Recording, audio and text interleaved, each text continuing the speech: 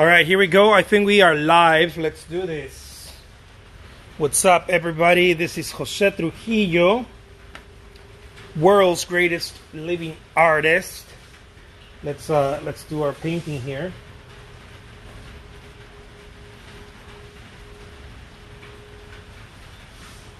Oh yeah.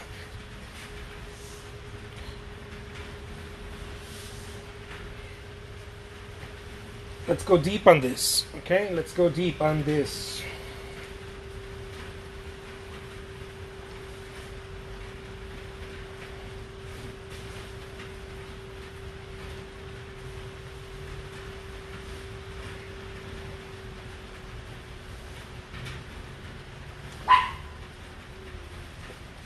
Let's go deep on this.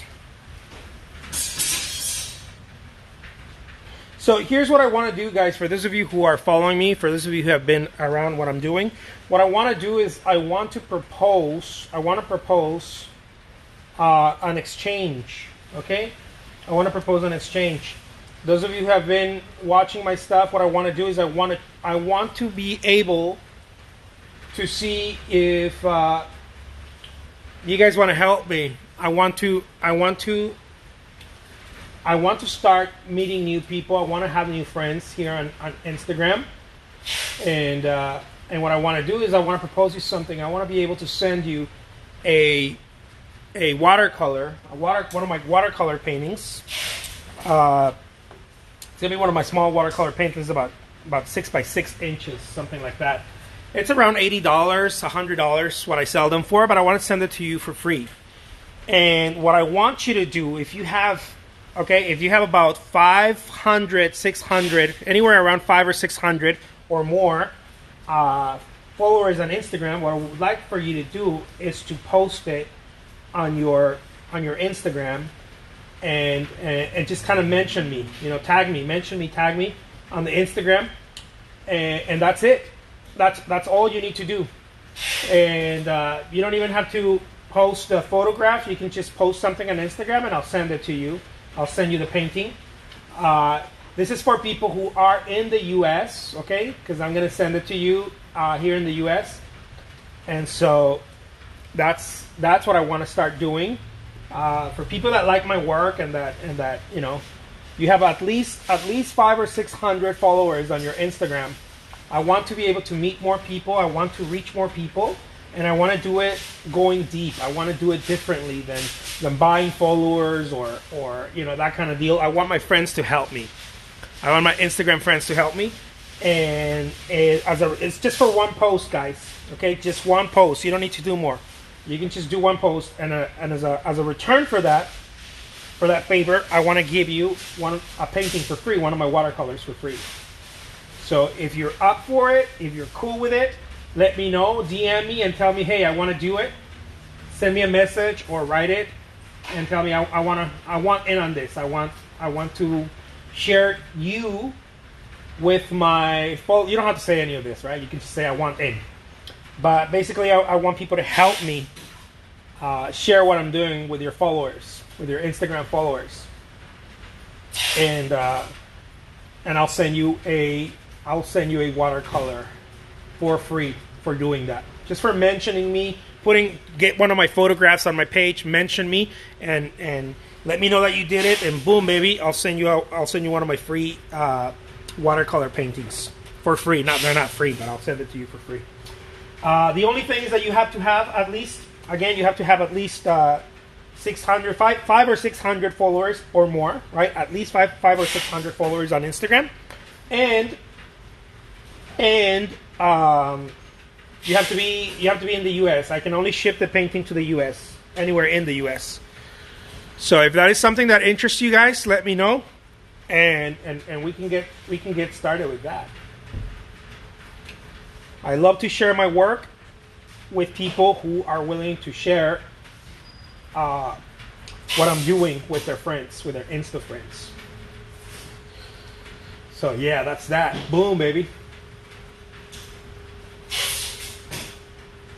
And right now, I am doing this little piece. This is, by the way, this is oil on canvas, guys. Those of you who are wondering what I'm painting, it's oil on canvas. This is a landscape.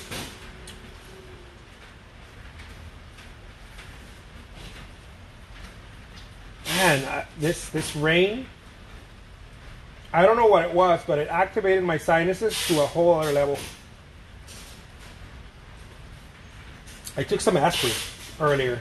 I usually don't take aspirin because I'm kind of old school. I like to feel the pain, that mild pain like that, right? Sometimes it doesn't go mild; it turns into like a full-on migraine. So I have to be very careful. And it's activated by my allergies. So I know that when I'm having really bad allergies, I get those really bad migraine headaches, and today was something like that. But I took something. I wasn't gonna bear it because I have a lot of work to do today. I have about 4 commissions I need to finish on top of my other works. So.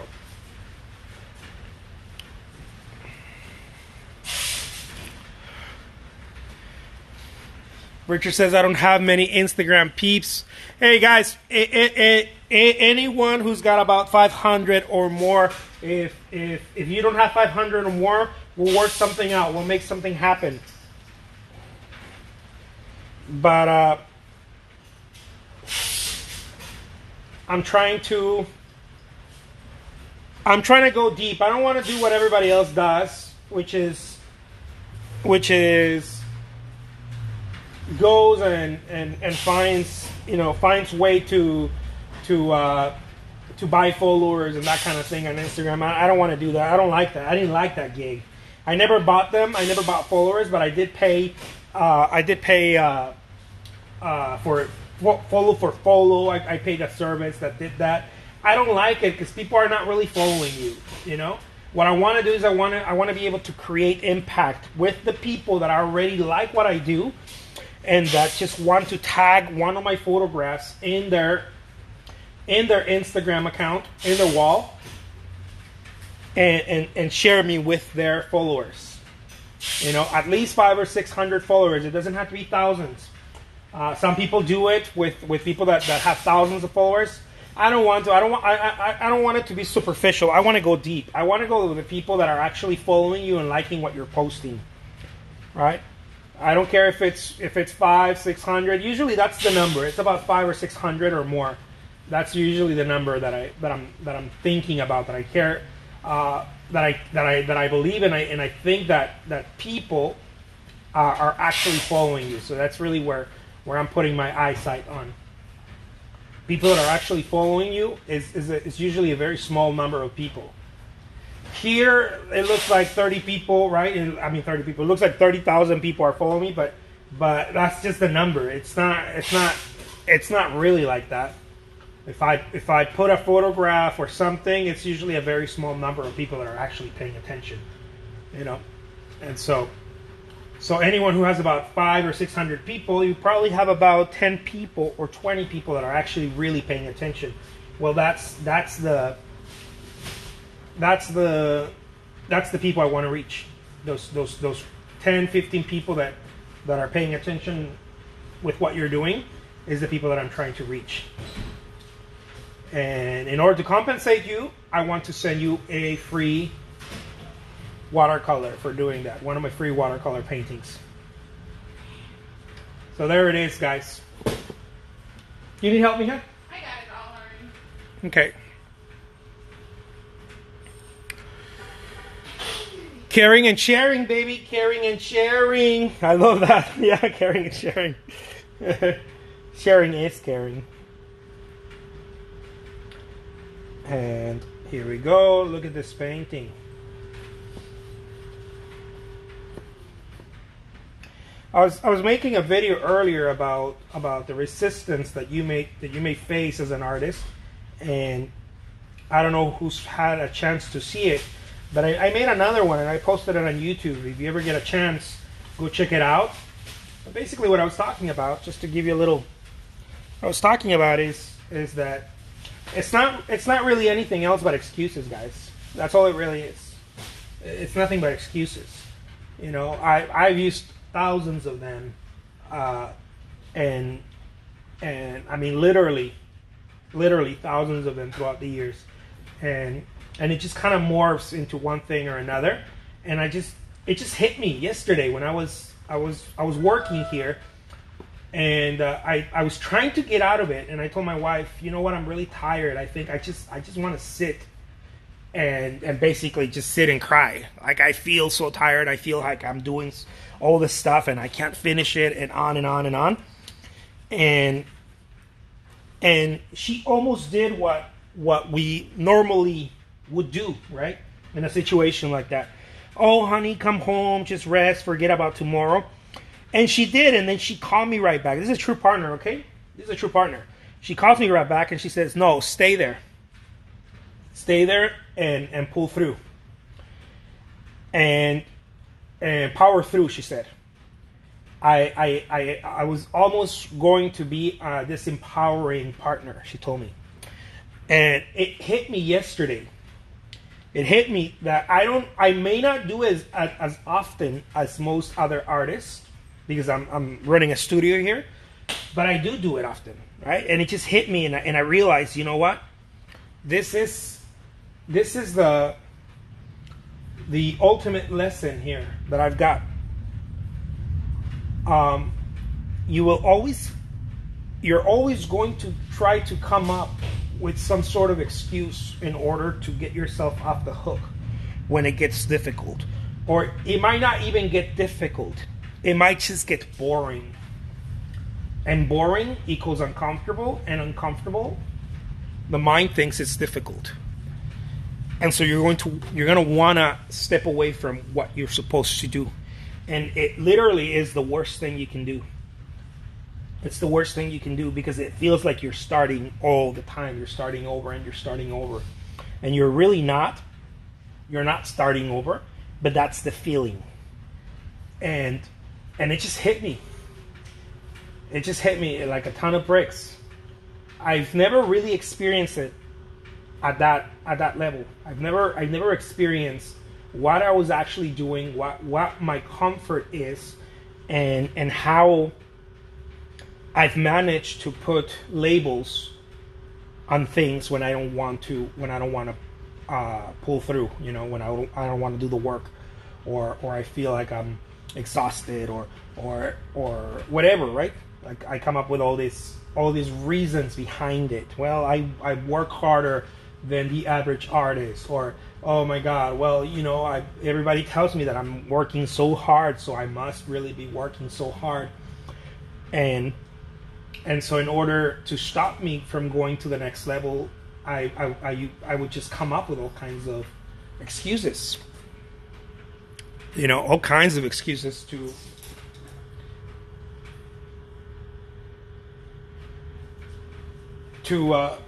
get me out of the hook.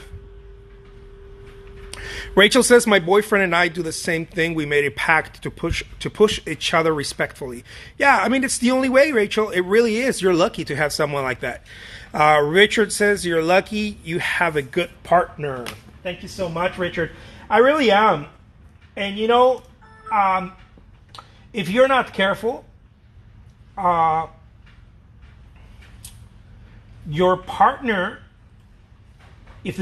loves you very much, like if you had like a partner or a mother, that loves you very much, they may end up hurting you and hurting themselves, because they're not pushing you, because they don't want to hurt you.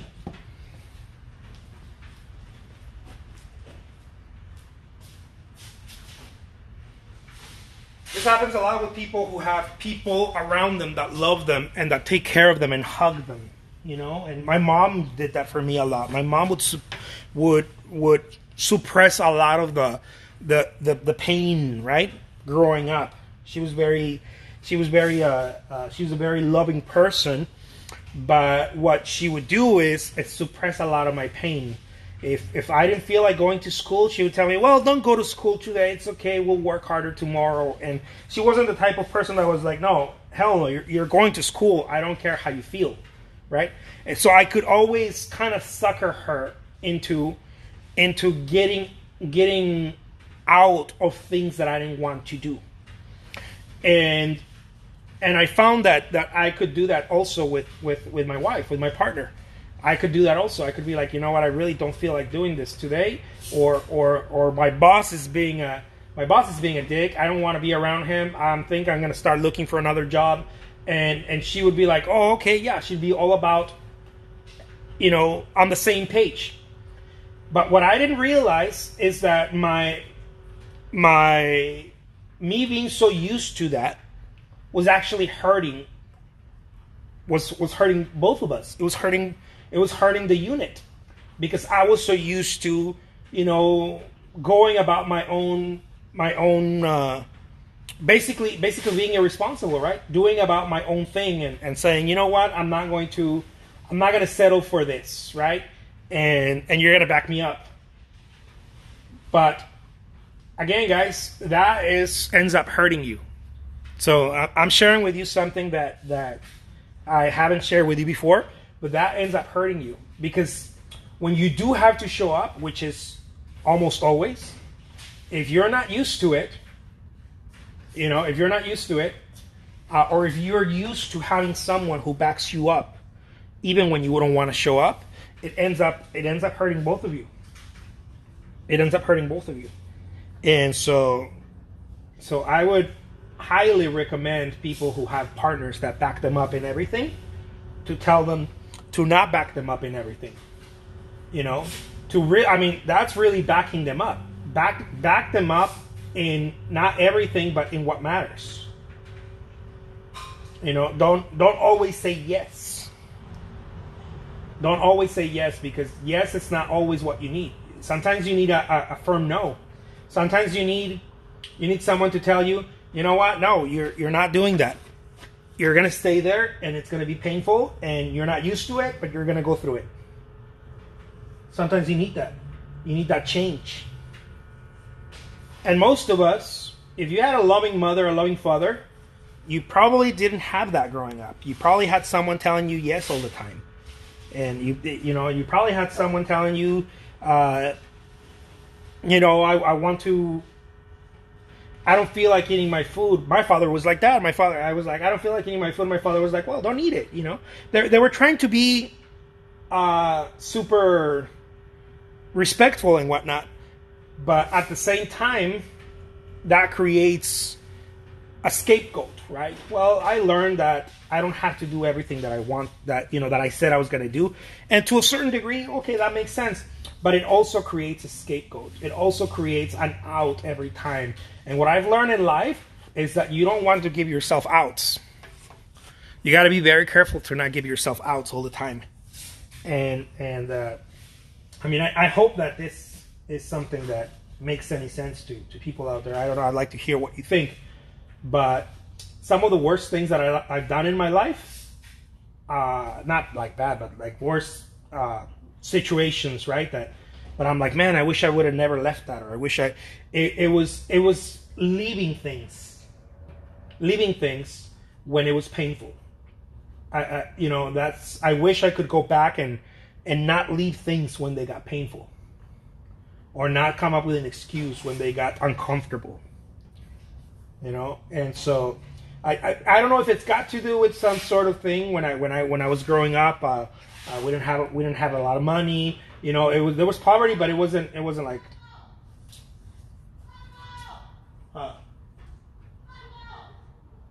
That's not here, huh?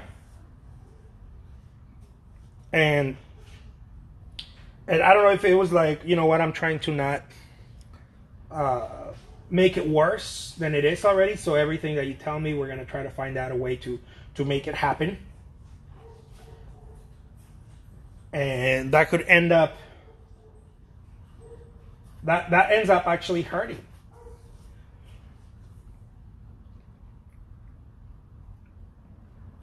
Yeah, Rachel says a loving partner can be the perfect distraction to facing discomforting challenges. Yeah.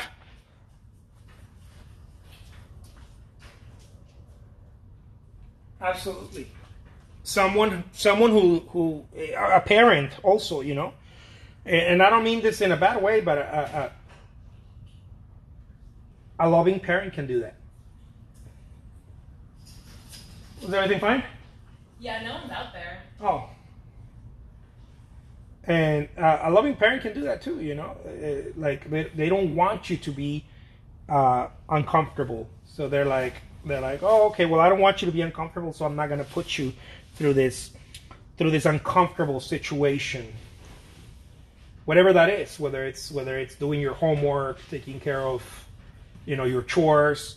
I know that I've done that a lot with my son. Like, oh, that's uncomfortable. You know what? You don't have to do that. And then I have to remind myself, no, if it's uncomfortable, then you definitely have to do it. If it's uncomfortable, you definitely have to do it, because otherwise, you're not going to know how to respond to life. Life itself, it's fucking uncomfortable. People say, oh, life is beautiful and this and that. Of course life is beautiful, but it's uncomfortable too. We're carrying around this mass we call the body around everywhere. Every 10 minutes it wants to, if it's like mine, every 10 minutes it wants to sit somewhere, and every hour it wants to eat, and every 2 hours it wants to take a shit, right? Like this thing that we carry around, it's uncomfortable. It's uncomfortable, this body itself. It gets sick, it has headaches, not to mention the emotional aspect of it. It falls in love, and then it suffers, and it wants, and life, it's uncomfortable. It's beautiful, but it sure is uncomfortable. And if we don't learn to be okay with that, I think much more suffering comes out of it. If we don't learn to be okay with the fact that it is uncomfortable, and it's okay that it's uncomfortable. Sit with the discomfort. It's fine. It's where you get strong. You'll get stronger if you sit with the discomfort. And so, one of the things that I've done is that I've taught myself to not sit in the discomfort, right? Because I had it so quote unquote easy that way, right? I could be like, hey, Mom, I don't feel like doing this. And my mom, because she was trying to be super supportive of me and whatnot, she'd be like, okay, well, don't do it. You don't have to worry about that. Or whatever it was, right? Whatever it was, where it was turning in some assignment or finishing something up around the house, whatever it was, it didn't matter. If I got to a place where it felt uncomfortable, I always knew that she was going to back me up and said, okay, well, you don't need to, quote unquote, suffer with that. You don't have to do it. And it ends up hurting, right? It ends up hurting in the long run, right? And in the short term, it gives you an immediate gratification, right? The child doesn't want to do the homework, or the child doesn't want to eat that, or whatever. In the short term, it gives you an immediate gratification. But in the long term, the child doesn't know, as it grows up, doesn't know how to deal with normal adult things in life. Just very normal adult things, right? Like, hey, you know what? Maybe I don't feel too good today, but I know I still have to go show up to work. Right? Maybe I got into an argument yesterday with my girlfriend or my wife or whatever, and today I just don't feel like working. It's not in me today. And I believe that happens because people do that. People put themselves into positions where they can have an out, where they can walk out. And again, I believe that is the worst thing you can do. Place yourself in a position where you can walk out. I think you should place yourself in a position where you cannot walk out. Challenge yourself. Put yourself in situations where no matter what, no matter how you feel, no matter how much you want to stop, you can't. Place yourself in bets with other people. Create bets with people, with friends, and create challenges as artists. And bet that you're going to make a painting every single day. I mean, literally, bet with someone. Make a challenge. I don't know. If I lose I'll give you $1,000 or whatever, and it'll push you.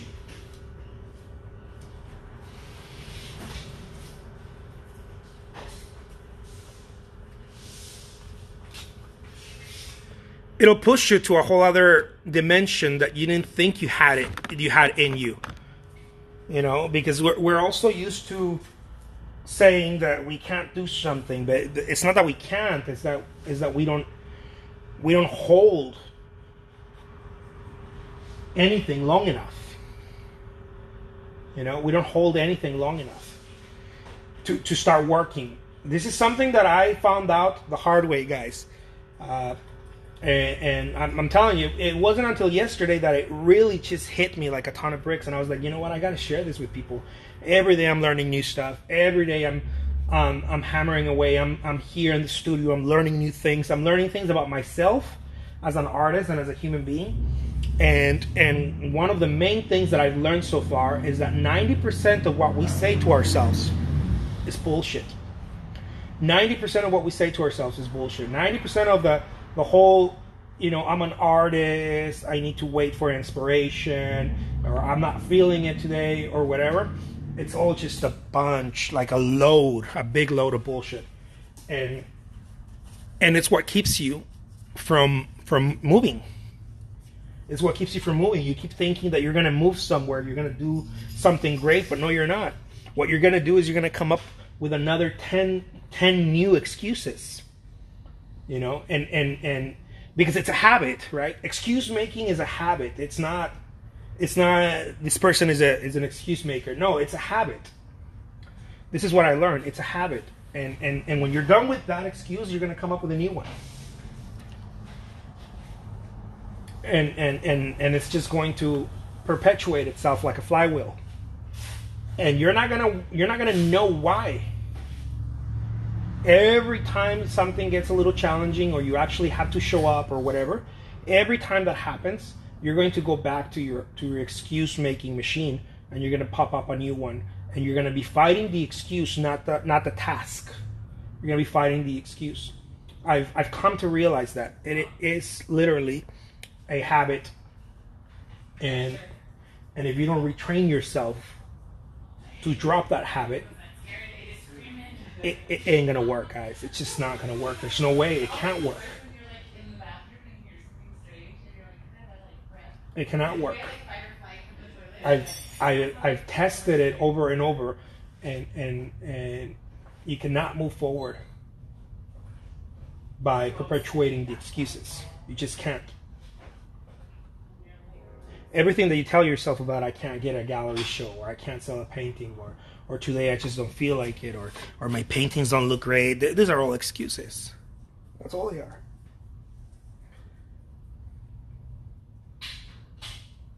They're all excuses. They're all meant to, if you really wanted it, if your life depended on it, if your child's life depended on it, you would find a way. You would definitely find a way. You would wake up earlier, you go to bed later, you would not watch TV, you would not play with your phone, you would change everything. But first you must realize that if this is what you do, you must first realize that you're creating excuses every step of the way.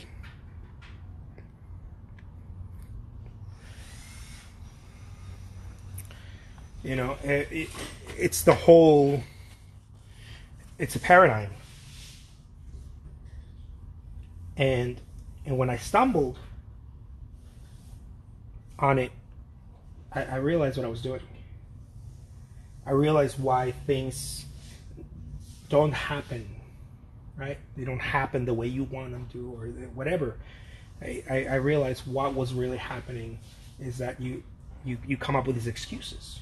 You come up with these excuses, and then you waste all your energy on the excuses. Your entire energy is wasted on the excuse, not on moving forward, which is a very, very sad experience.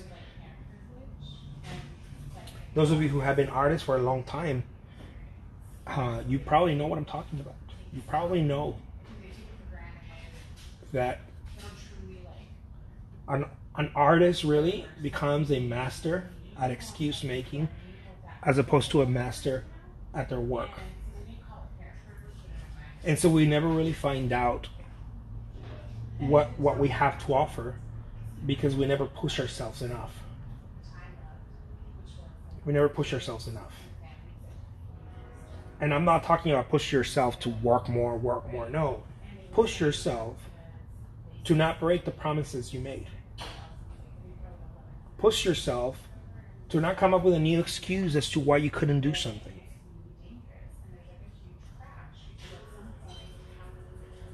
And realize, you will not push yourself unless you realize first that you are coming up with excuses. You won't push yourself because you're going to feel like whatever excuse you come up with, even if it's true, it's still an excuse. You're going to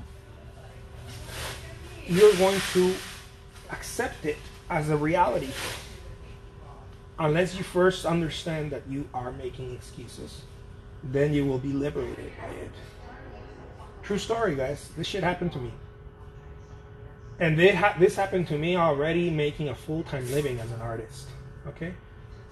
This happened to me making lots of work, selling lots of paintings, having exhibits, and it still kept holding me back. Because my excuses were more important than my success. Sadly. So, I'm sharing a lot about myself lately because I don't want people to get the idea that I have all my shit figured out. I don't. I'm figuring it out as I'm going.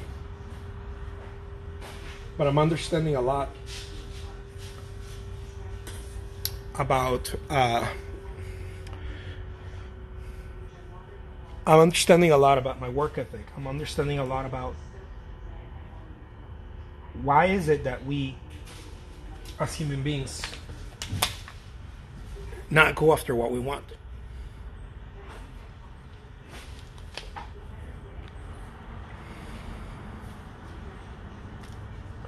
Why is it that we don't go after what we want? Why is it that there's always something that stops you from moving to where you want to go?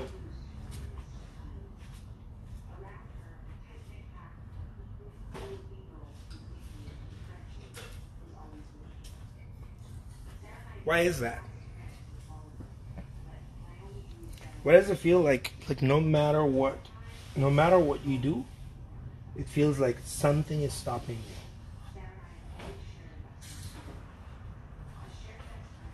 If it's not one thing, it's another. There's always something stopping you. If you ever felt that way, I want you to be liberated. You're just making fucking excuses. That's all you're doing.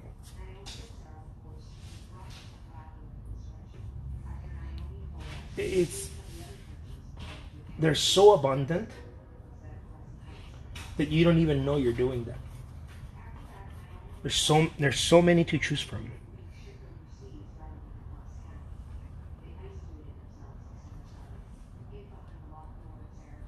You know, it was the weather, it was the gallery, it's people don't want to pay my prices. I didn't learn about this until recently. It's whatever, you know, it's excuses. That's all it is. I wish I had a painting style, and on and on and on. You know, it's just a bunch of excuses, one after another one. Get over here, son. Right now. And so I really wish for you guys, as I've done for myself, to recognize that if you do it, right, which I believe 99% of artists do it, and non-artists, it's just natural to do that, to realize that you're doing what you're doing and you have what you have based on what you've been thinking, as the Buddha said.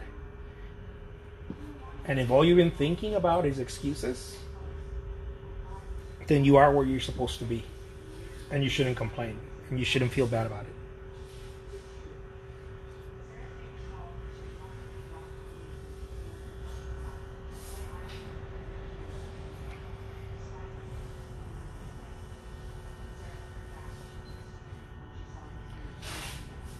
I believe that being an artist, a full-time artist, is such a simple thing, but we make it very difficult because we're trying to fit in our excuse along the way, and it just doesn't go together. It can't coexist. The excuse and the success cannot coexist together. Either one is there or nothing is there. They cannot coexist. I know it sounds a little bit totalitarian, but your excuse and your successes cannot go together. It doesn't go together. I try making them live together. They can't.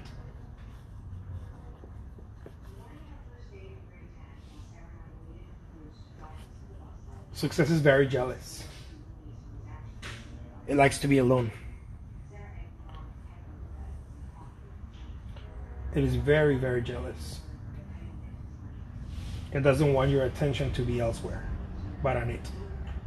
That's how you see success. Whatever success is for you. Yeah. Getting accolades, selling your work, exhibiting your work.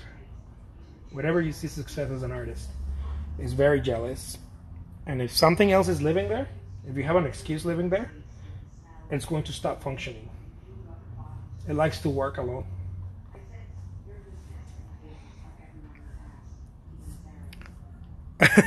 This is a Jose therapy session.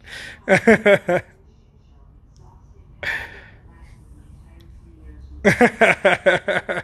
really is.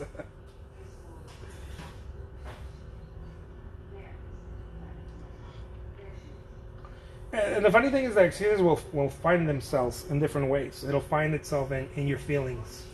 If you're happy, it'll be an excuse to move your attention somewhere else. If you're sad, it'll be an excuse to move your attention somewhere else. If you're angry, if you're an artist and you don't paint when you're angry, and you don't paint when you're super excited, or you don't paint when you're super sad, or you don't paint unless the stars have aligned and you feel like yes, it's time to paint, I'm gonna call you out. You're nothing but an excuse maker. I know, because that's the way I function, and I have to constantly look at my behavior.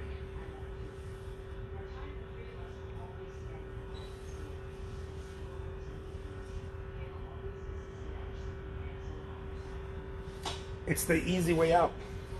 If you don't want to do something, just feel something. Have a feeling. You know? If you don't want to work on something, it's simple. Just have a feeling. Have a feeling about it. And you'll stop working on it.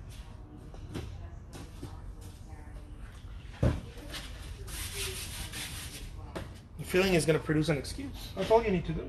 Just have a feeling. Produce a feeling.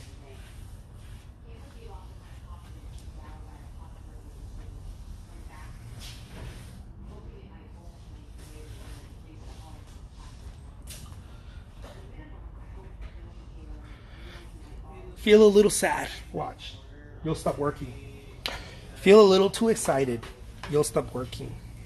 Feel a little anxious. Feel a little desperate.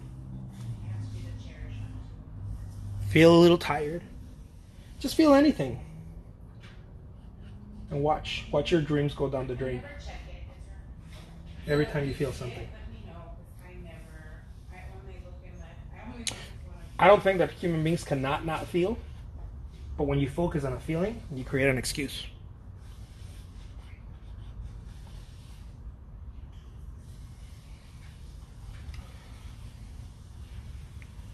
Because feelings turn into thoughts very fast.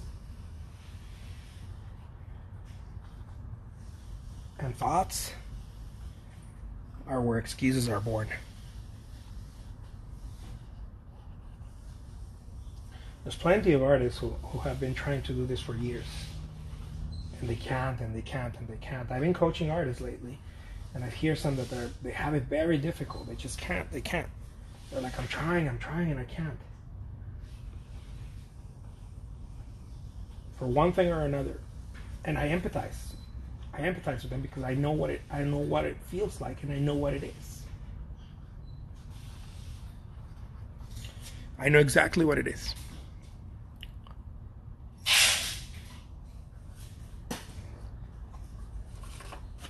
I know exactly what it looks like. I've trained myself to sniff them because I produce so many of them that I can sniff them. I know what they smell like. I know what they look like.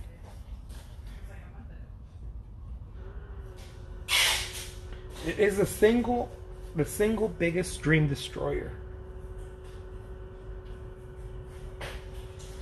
Every time you come up with a new one, whatever it is, you know. My town is too small. There's not enough galleries here. Okay, then fuck the internet, right? If the town's too small, why did we invent the internet? My town is too big. Everybody is exhibiting, and everybody has a name for themselves, and nobody accepts new artists. Again, right? Again, fuck the internet. Why did we even bother with that thing that connects us with the entire world if we're thinking about our town? I haven't developed a style yet. I wish I had a style.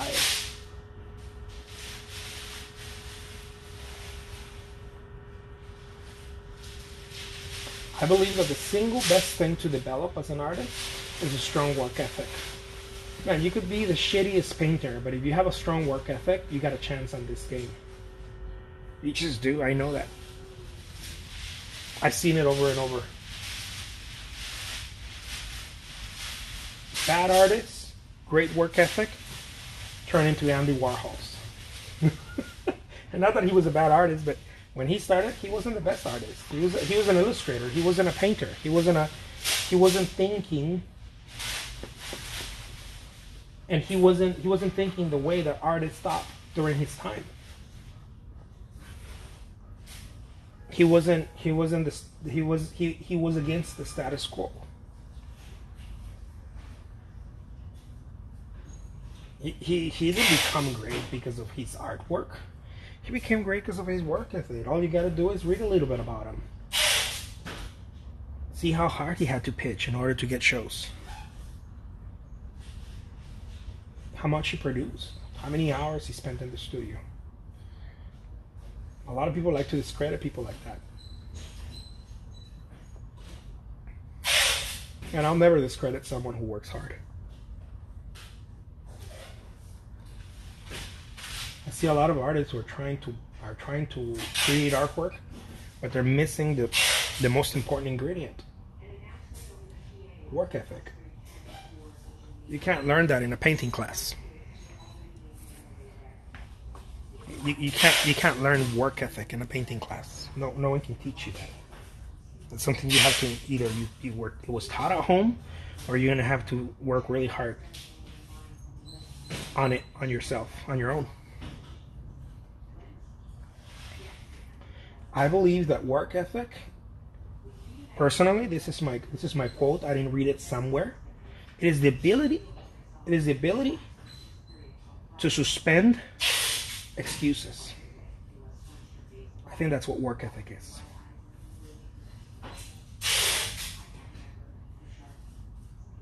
If you look in the dictionary, it'll be hopefully you'll find my face next to it, where it says work ethic, and it says the ability to suspend. Not that I'm work ethic, but because I described it. The ability to suspend excuses. Strength, ability, whatever you want to call it. To suspend excuses.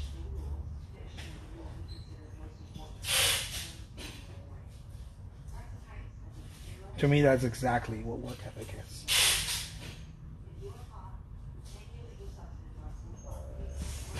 Look at my stomach, man. And I just finished eating. It sounds like I want to eat again.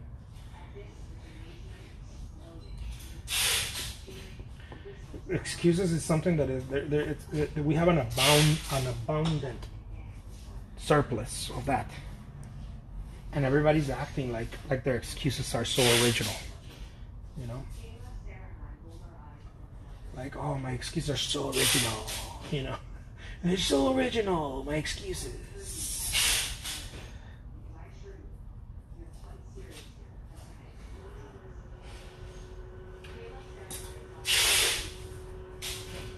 They're just not.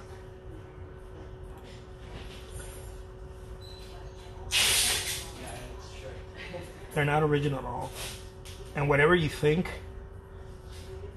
that is holding you back, whatever it is, instead of naming it that, call it by its name. Call it, this is just an excuse. Like don't you dare call it something else. Don't call it the economy. Don't call it the even if it's true, guys, don't call it that. Even if it smells like it's true, even if it feels like it's true, don't call it, oh, well, people didn't want to buy my art. Why would you call it anything but what it is?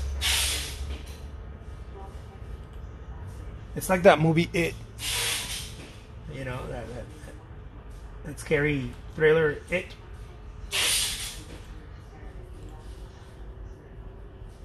Like, call it what it is.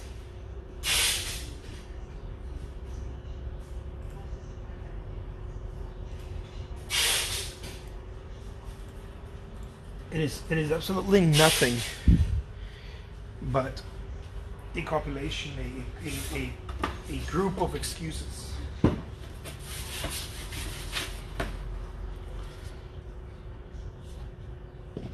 And realize that you and I as an artist have become masters at making them. And be okay with it.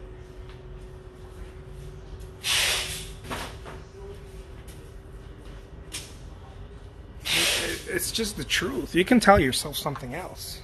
But if you're not where you want to be and things haven't been working for you the way you want them to,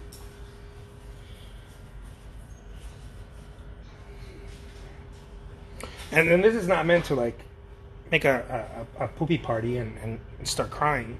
This is just to face it, you know, just face it. Because if you face it, you can be free from it. If you face it. If you just learn and face it and say, you know what? I have done nothing but created excuses for myself.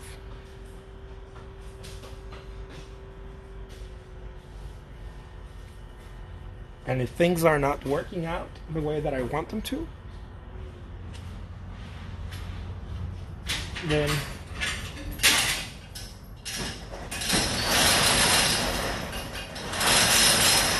maybe it's time to face the truth.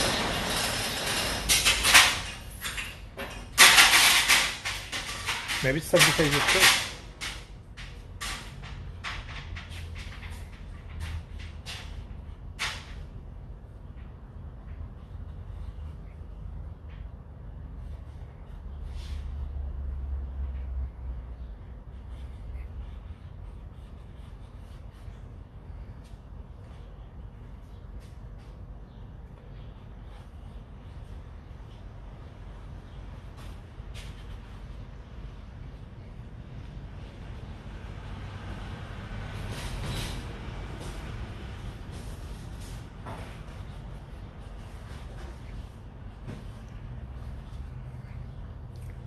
And it'll set you free, baby. It'll set you free. If you face the truth.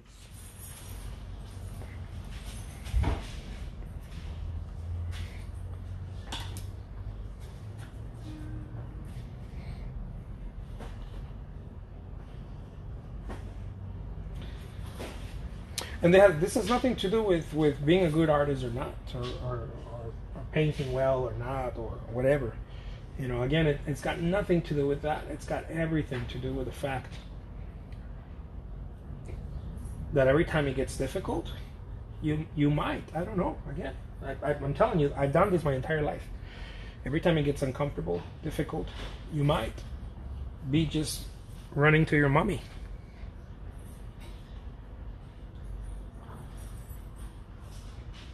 You just might.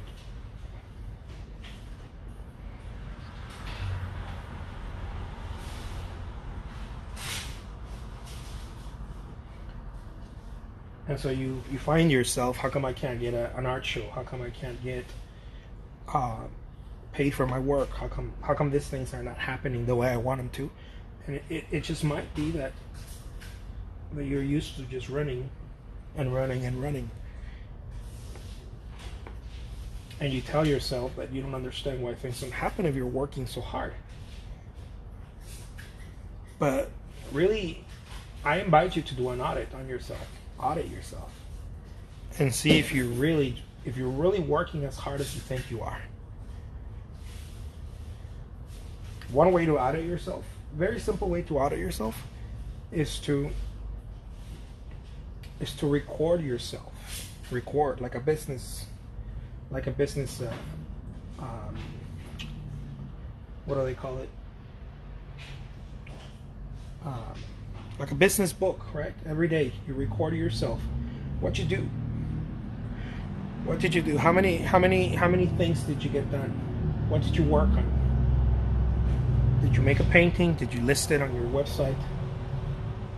And see how many days you can go doing things that matter most, especially things that matters most.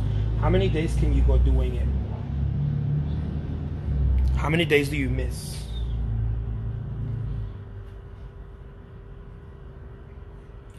And record yourself. Why didn't you do it? Or how are you feeling that day? Are you upset? Are you sad? Did someone made you angry and that's why you couldn't finish the work? I'm telling you, the mind will come up with the weirdest shit to get you to not do what you want to do.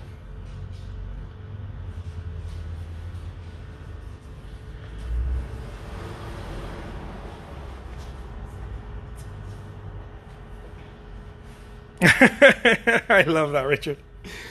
All right, guys. I got to finish up this work right here. I just wanted to do one of my long lives today. Thank you so much. I really appreciate you guys being here and being part of this. And I hope that you go and you start doing all the things that you want to do. I really do. I really hope that.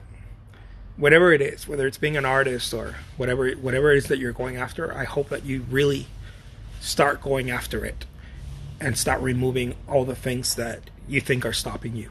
All right? Take care, guys. Till next time.